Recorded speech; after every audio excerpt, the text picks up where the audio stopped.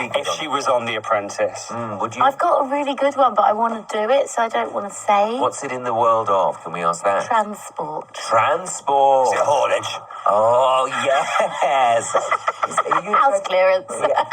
I think that would really suit Connecting you. all the charity shops. Oh, yeah, that's a good idea. All the rose bowls you could ever ask for. Yes, great idea. Loads of lovely old hats. Yeah. Let's interrogate her together. Paloma, maybe you'd be better at traitors. Oh. What is that? I told you I don't watch TV. You don't watch The Traitors? Celebrity traitors.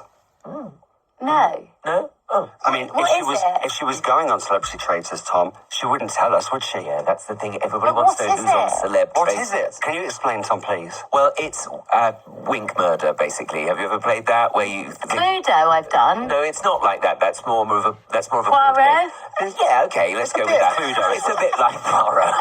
Yeah. It sounds It's not as much brilliant. dressing up. And also the thing with the traitors is, why do they knock to go into breakfast? It doesn't make sense. They go, oh, come in. No one does. What's that about? Yeah. You don't normally knock to go into breakfast. You don't. And where's that staircase going? I know, I agree. 'Cause where are they coming down from? Basically, you've got to lie really well in this show, and you are heavily rumoured for the lineup.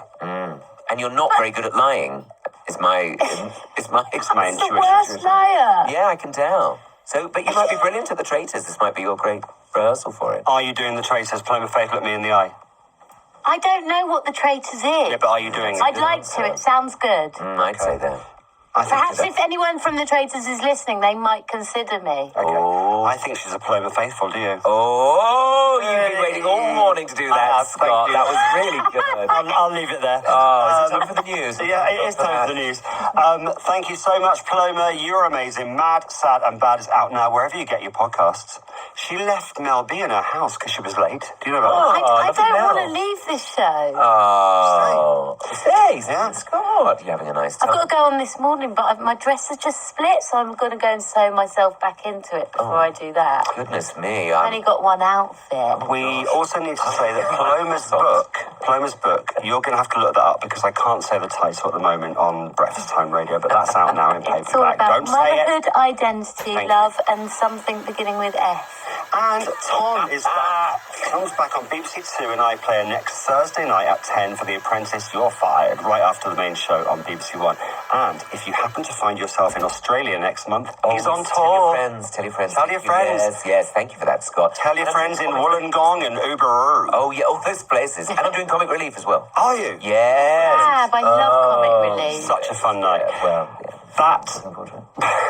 That was Big Guest Friday, and I think you'll agree, it was amazing. Paloma, Tom, thank you so much. Thank you. Thank Thank you. you both. This is Radio 2 on BBC Sounds and on your smart speaker. Play BBC Radio 2. BBC News at 9 o'clock.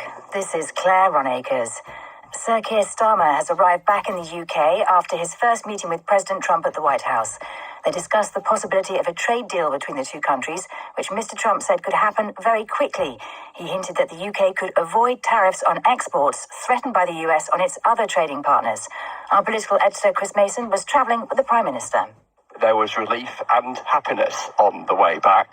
They felt it went as well as it could. They were aware of the potential for, real awkwardness because, the president loves those playful, free-flowing events in front of all of us lot. And then on the detail of Ukraine and trade, a sense of optimism, but in many senses also a lack of detail. Ukraine's President Zelensky is in Washington ahead of his meeting with President Trump this afternoon.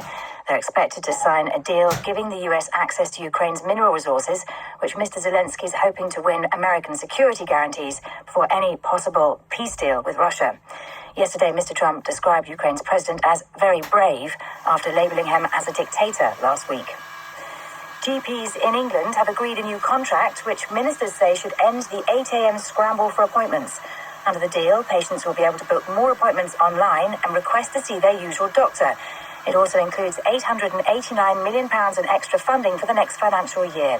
But Becky Baird from the independent health think tank The King's Fund says that won't mean practices have enough money to recruit more doctors. I'm not sure that this is going to result in suddenly lots and lots more GPs being hired. We've seen basically the number of GPs stay completely stable for the past 15 years, despite various promises to get more. I think it's a good thing that they're recognising more money needs to go in to general practice, but